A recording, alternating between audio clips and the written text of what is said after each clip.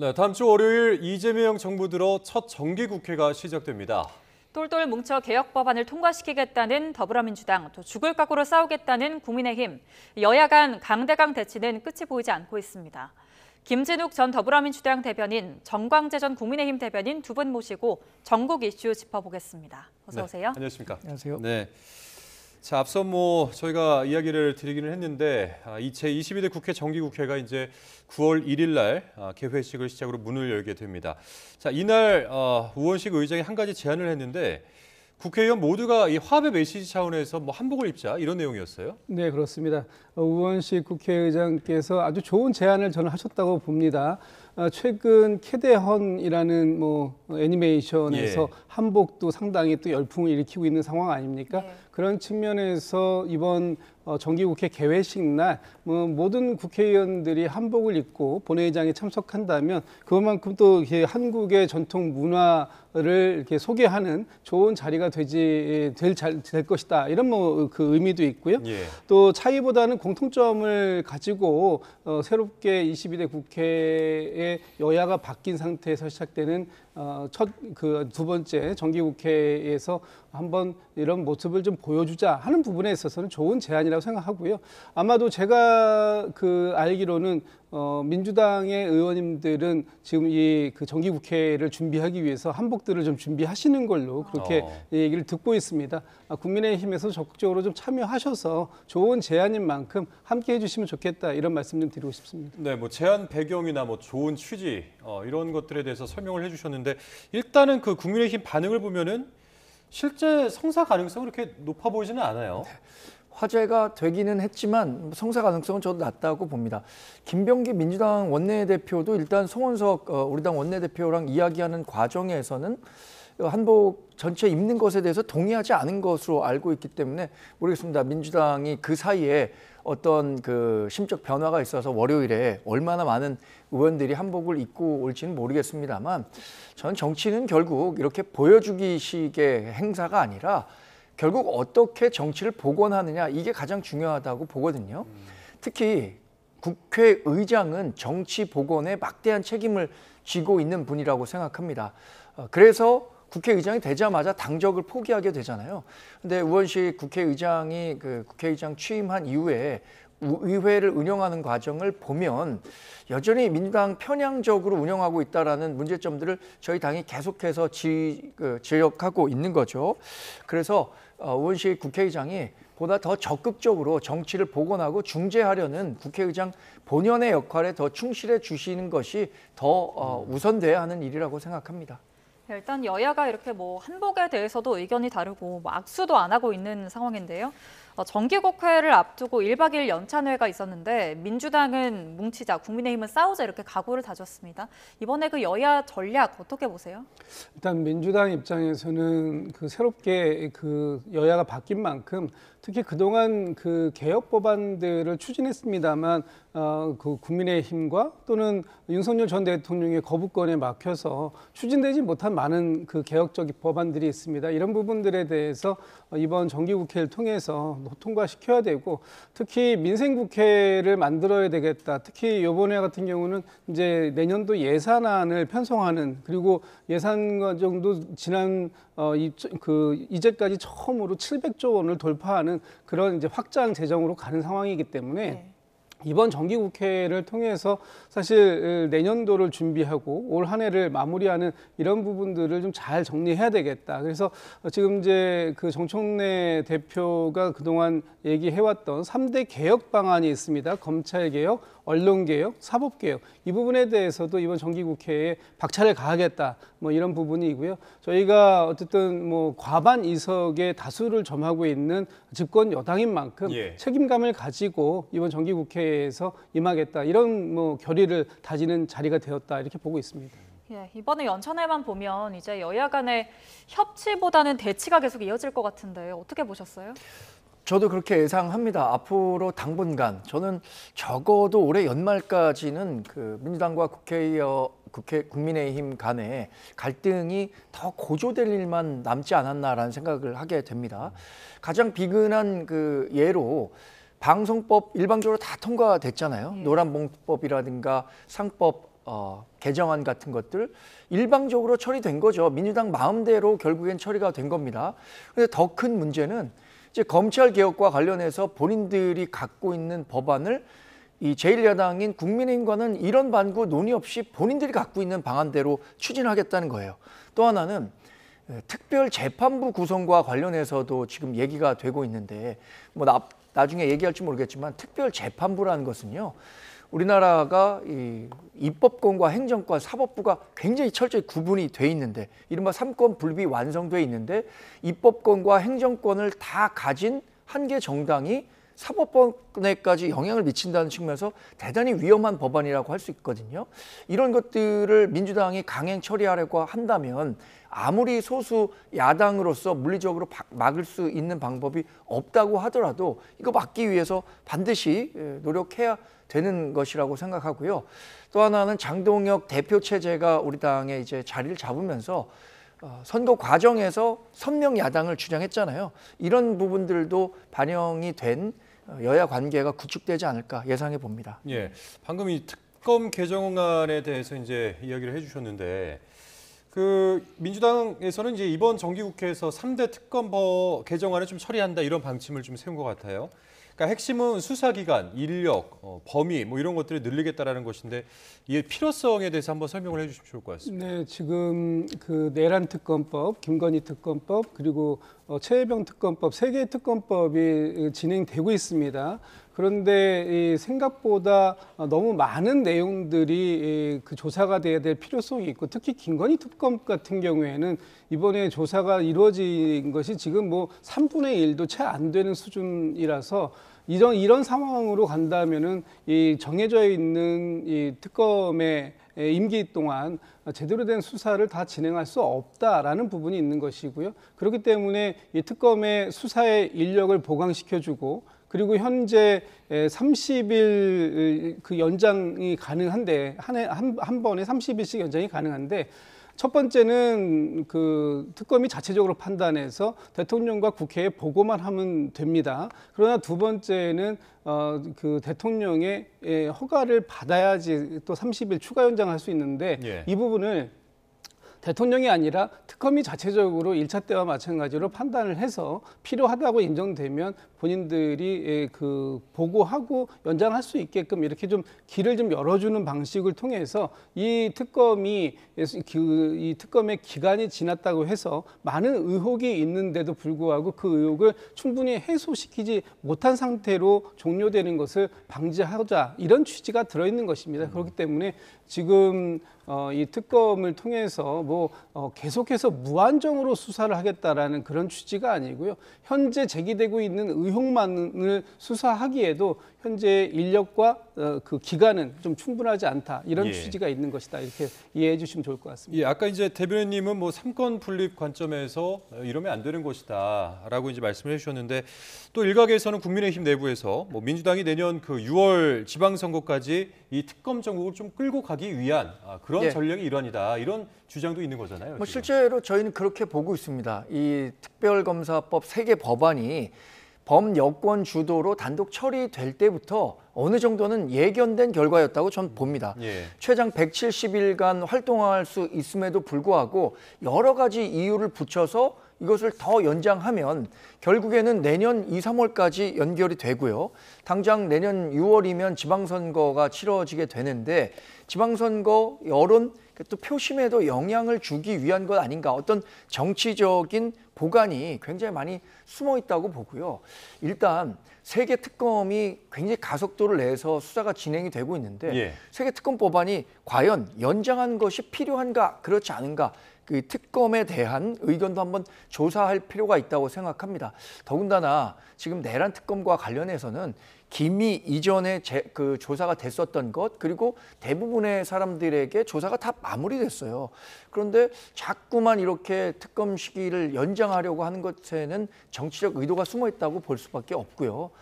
특별검사 자체가 예외적이고 보충적으로만 활용돼야 된다는 데는 모든 사람들이 의견을 같이 합니다. 그런데 이렇게 계속해서 광범위하게 처리가 된다면 이것에 대한 정치적 순수성 당연히 의심해 볼 수밖에 없는 거죠. 예, 그리고 아까 그 내란 특별재판부 얘기를 해주셨는데 네. 이제 민주당에서는 한덕수 전 구속청리 구속영장 기각되면서 그런 제안을 했거든요.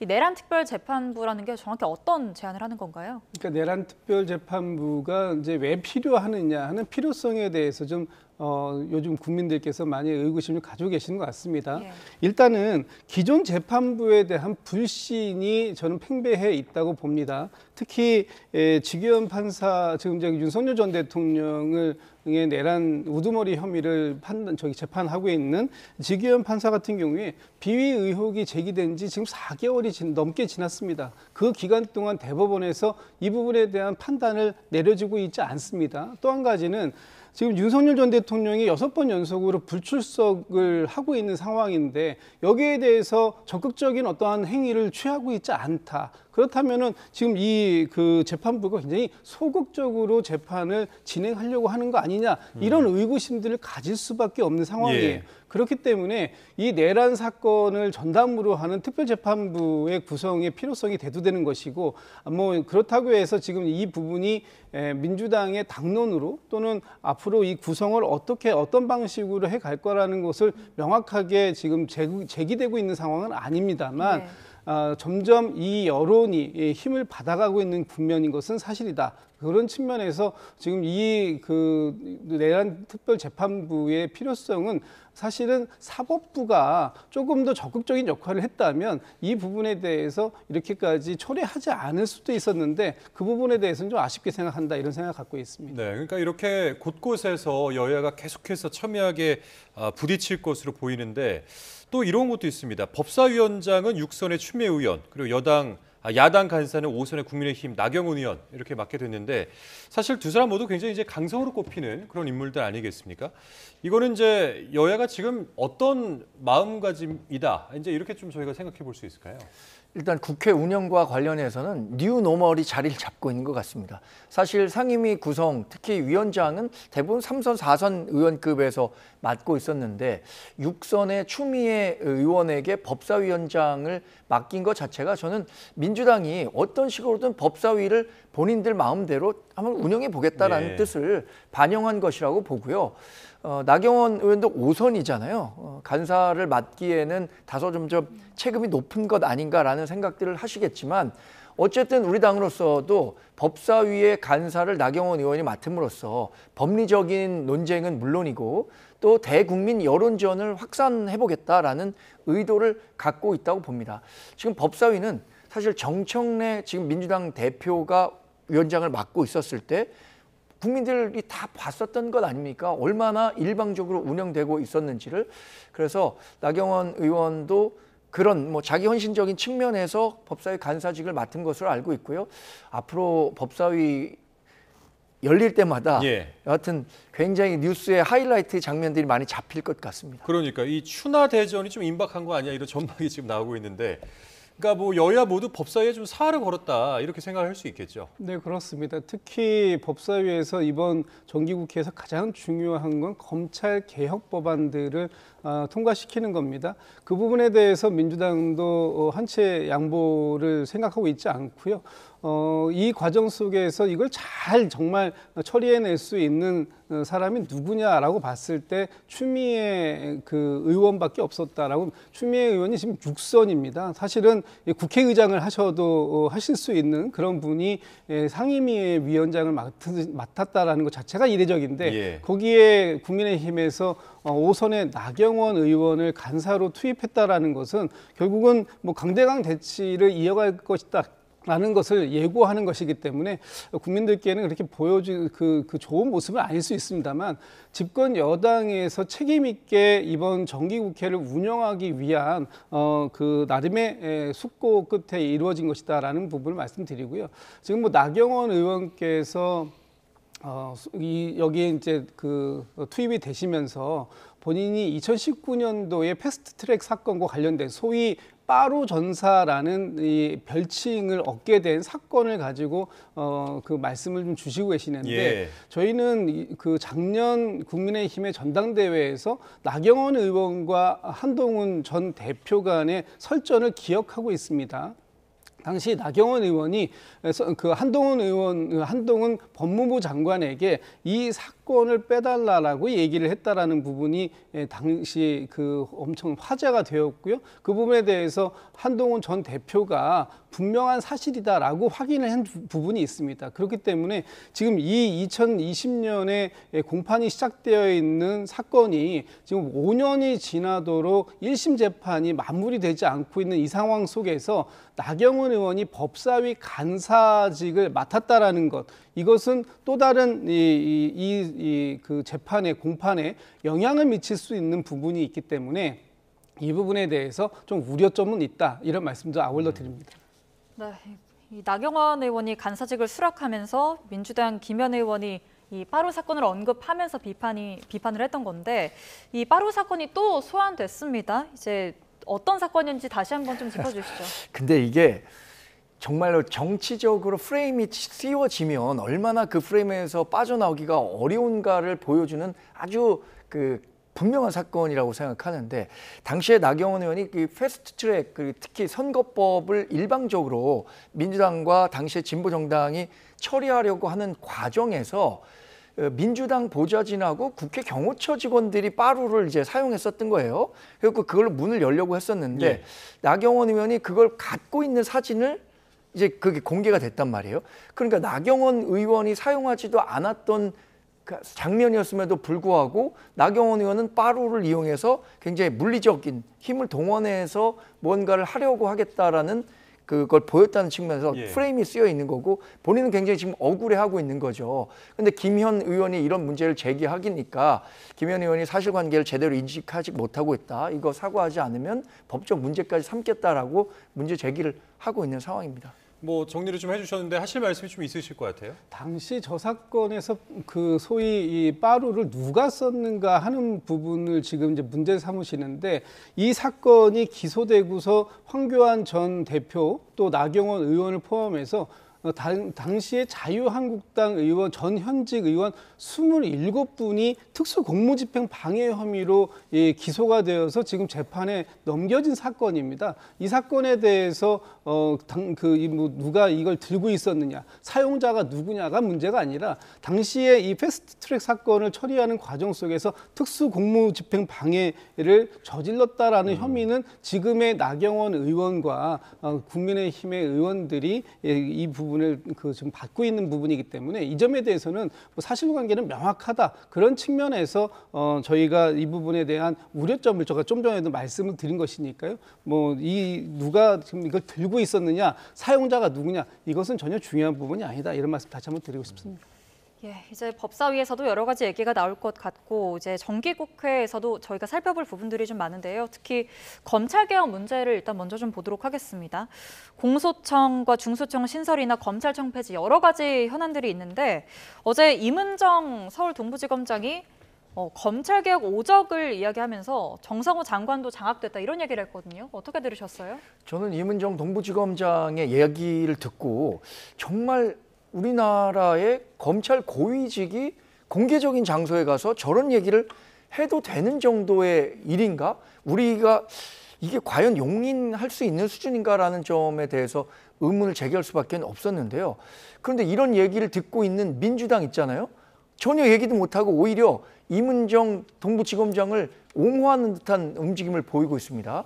그런데 지금 반대로 이진숙 방통위원장은 본인이 탄핵 당했을 때 일부 유튜브에 나가서 약간 정치적으로 오해될 수 있는 부분에 대해서 관련해서 직권 면직시키겠다는 시도를 하고 있는 거잖아요.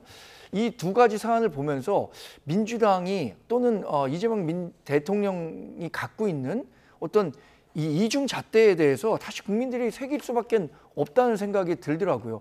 임은정 동부지검장이 이렇게 정치적으로 민감한 사안에 대해서 예. 본인의 상관에 대해서까지 검찰개혁 오적이라고 얘기하고 이렇게 공공연히 정치적인 발언들을 하는 것에 대해서는 왜 이런 반구 한마디도 못하는지, 이런 문제 제기할 수밖에 없겠습니다. 그러니까 현직 검사가 상위 기관장을 공개적으로 비판한 건데 좀 사실 상당히 좀 이례적인 그런 상황 아닙니까? 이례적이기도 하고 저 개인적으로는 좀 부적절했다, 너무 나갔다, 이런 생각을 갖고 있습니다.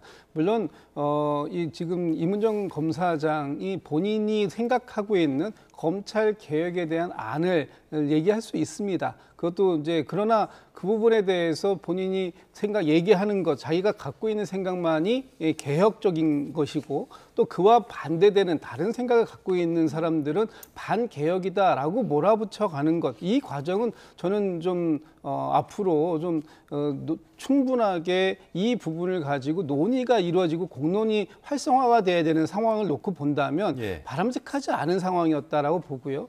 특히 지금 현직의 검사장 신분에서 자신의 상관일 수도 있고 또 인사권자이기도 한 그런 분들을 오적으로 규정을 짓는다면 그렇다면 이분들은 사실 정성호 법무부 장관이 취임하기 이전에 이미 이재명 대통령으로부터 임명을 받으신 분들인데 이 부분에 대해서 이렇게 공격을 오적이다라고 공격을 하면 이재명 대통령의 인사를 비판하는 것인가 이런 또 불필요한 오해를 낳을 수도 있습니다. 그래서 지금 검찰 개혁이 필요하다라는 것은 모두 다가 인정하는 것이고요. 그 방법론을 어떤 방식으로 가는 것이 가장 합리적이고 또는 후유증을 최소화시키는 방향으로 갈 것인가 하는 부분을 토론하는 자리라면 그에 걸맞는 정도의 대안을 제시하시는 것이 바람직하지 이렇게 어떤 다른 그 정치적 해석을 낳을 수 있는 발언은 좀 신중하시게 하는 것이 필요하지 않을까라고 생각하고 있습니다. 예, 이제 검찰개혁 얘기 본격적으로 나오고 있는데 이번에 이재명 대통령이 직접 관련해서 토론을 하자 이렇게 제안을 했거든요. 배경이 어디에 있을까요? 워낙 여러 이야기들이 나오니까 이렇게 계속해서 비춰지는 것이 부담스럽다라는 판단을 할 것 같습니다. 이재명 대통령으로서도 특히 민주당이 추진하고 있자 하는 검찰 개혁과 관련한 방향이 실제로 집행이 됐었을 때 수사 일선에서 발생할 수 있는 문제점들에 대해서 이재명 대통령은 충분히 인식을 갖고 있는 것 같습니다.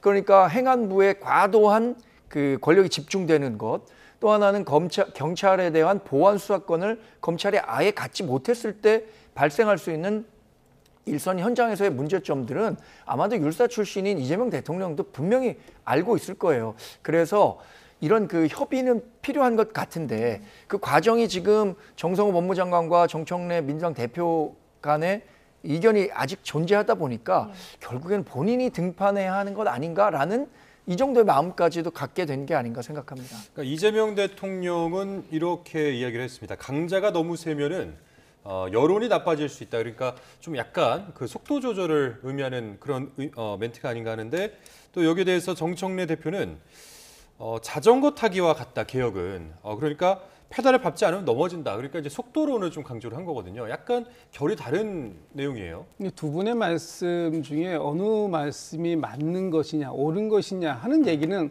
가릴 수 없습니다. 두 분 다 맞는 말씀을 하고 계시는 겁니다.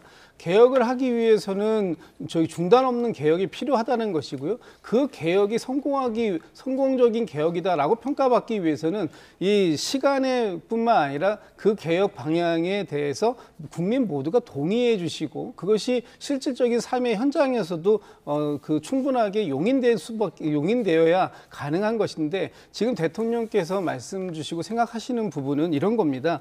어떤 지금 수사와 기소의 분리라는 원칙에 대해서는 모두 다가 동의를 하고 있습니다. 그것에 대해서 이견을 갖고 있는 사람은 없습니다. 다만 이것이 실효적으로 집행이 되는 과정들 속에서 부족함이 있다거나 미흡함이 있다거나 다른 피해가 발생된다라는 점이 나온다면 그것이 오히려 이 개혁의 방향이 옳다고 하더라도 이 개혁이 비난받을 수 있는 소지가 있기 때문에 그 부분을 사전에 예방하고 그러기 위해서는 충분히 공론화하고 토론하고 그 과정 속에서 안을 만들어내는 부분이 필요하다는 것이고요. 그런 과정들 속에서 본인의 역할이 있다면 대통령께서 직접 본인이 이런 그 회의나 이런 토론을 주재할 수도 있다. 이런 말씀까지 하신 것이기 때문에 지금 그 검찰의 개혁 방향에 대한 국민들의 지지가 상당히 높습니다. 이 부분을 어떻게 하면 성공적인 개혁이라고 평가받을 수 있는 아주 구체적인 방향까지 이끌어갈 수 있을 것인가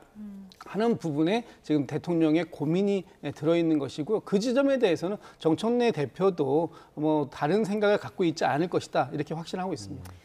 그럼 이번에는 대통령과 여야 지도부 또 영수회담 얘기도 좀 해보도록 하겠습니다.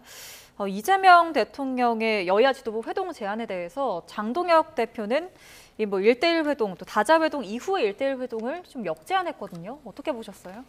뭐 현재 그 상황대로라면 저는 장동혁 국민의힘 대표가 결국에는 이재명 대통령이 초청하는 그러니까 순방 외교를 설명하는 자리에 참석할 가능성이 크다고 생각합니다. 과거에도 대통령 순방 이후에 여야 대표를 초대해서 순방 성과에 대해서 이야기하는 사례가 있었고 또 장동혁 대표도 마침 최근에 이 당대표로 취임을 했었기 때문에 관련해서 이야기를 하는 자리가 필요하다는 생각을 저는 갖고 있는데 다만 장동혁 대표는 이런 얘기했죠.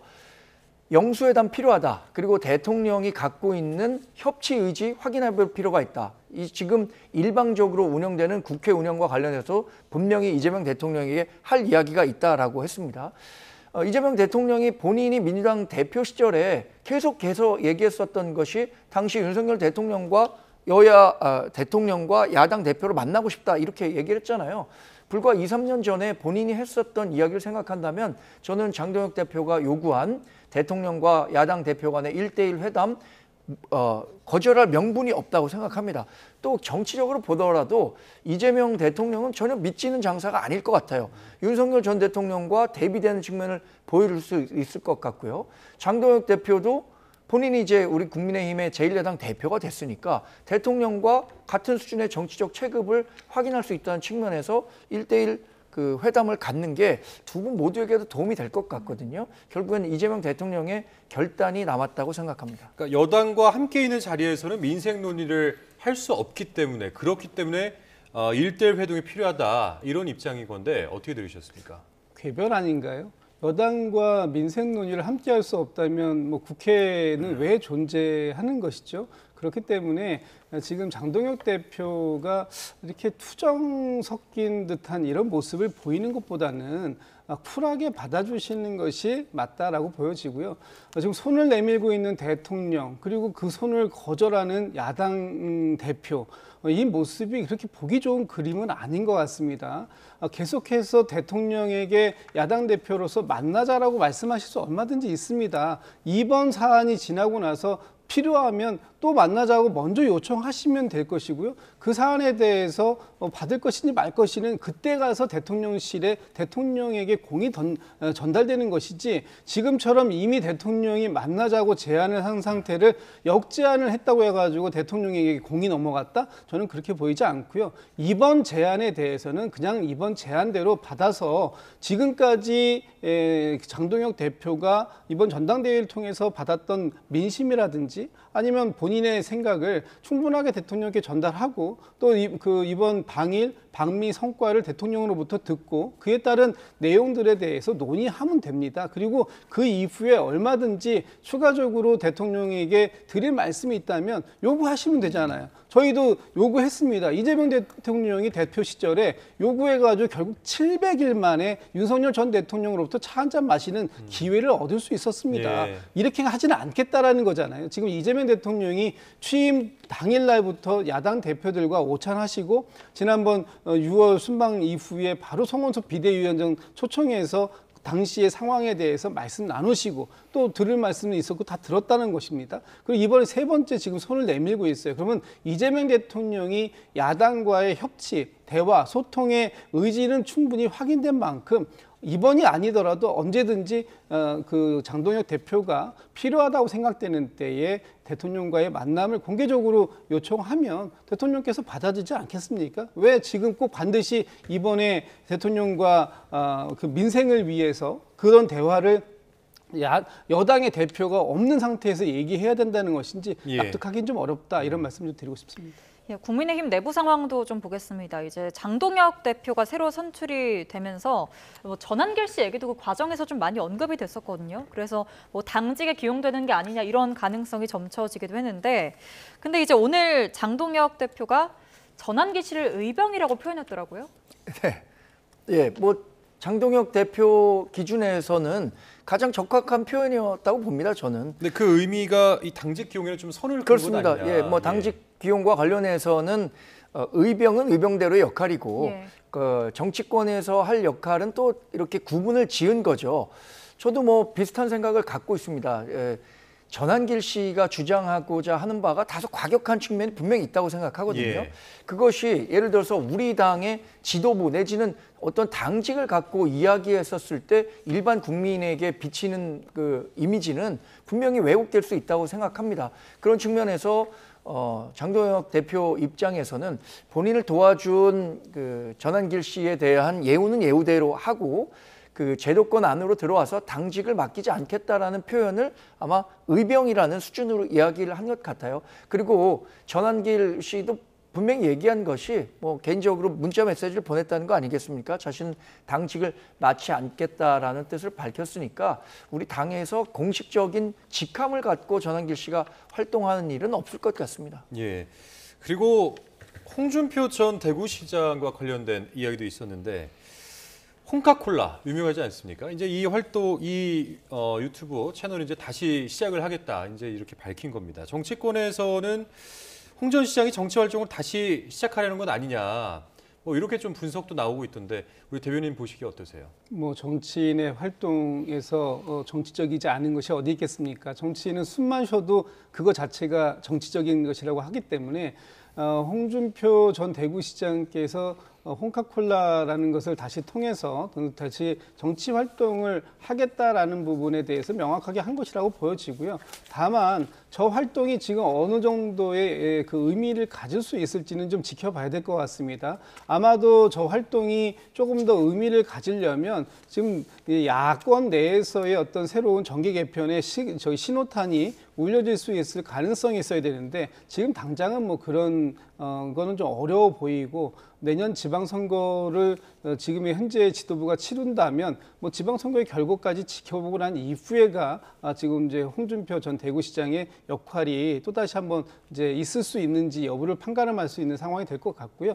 지금 상황에서는 이미 그 홍준표 전 대구시장은 국민의힘과는 완전히 결별되어 있는 상황이기 때문에 홍준표 전 대구시장의 어떤 저런 행동이 또 그 국민의힘에 일정한 영향력을 행사하기는 좀 어려울 수도 있겠다 이런 판단이 좀 듭니다. 예, 홍준표 시장이 전당대회 과정에서 뭐 그 신당 창당 얘기도 했었거든요. 가능성 어떻게 보세요? 글쎄 뭐 정치적 공간을 본인은 굉장히 만들고 싶어할 것 같습니다. 뭐 지난번 대선에 실패하기는 했지만 여전히 본인 젊다고 생각할 거고 앞으로 정치적 가능성이 있을 것이라고 판단하고 있기 때문에 정치 복귀를 준비할 텐데 근데 그동안 뱉어놓은 말들이 굉장히 많이 있어요. 국민의힘에서 정치를 하지 않겠다. 그렇다면 국민의힘 밖에서 한다는 것인데 가능성은 두 개가 있겠죠. 본인과 비교적 관계가 좋은 개혁신당에서 어떤 역할을 할 수 있을 것이다. 두 번째는 신당을 만들어서 독자적인 세력 기반을 구축할 것이다. 이건데 두 개 다 아주 녹록한 길은 아니라고 생각합니다. 특히 신당을 만든다는 것은 정치적 에너지가 굉장히 크게 필요한 부분인데 예. 과연 그런 정치적 에너지를 홍준표 전 대구시장이 만들어낼 수 있을까? 지금 우리 국민의힘 상황에서는 어려운 일이라고 생각합니다. 저는. 예, 홍준표 전 시장의 행보까지 짚어봤습니다. 지금까지 김진욱 전 더불어민주당 대변인, 정광재 전 국민의힘 대변인 두 분과 함께 전국 이슈 짚어봤습니다. 고맙습니다. 고맙습니다.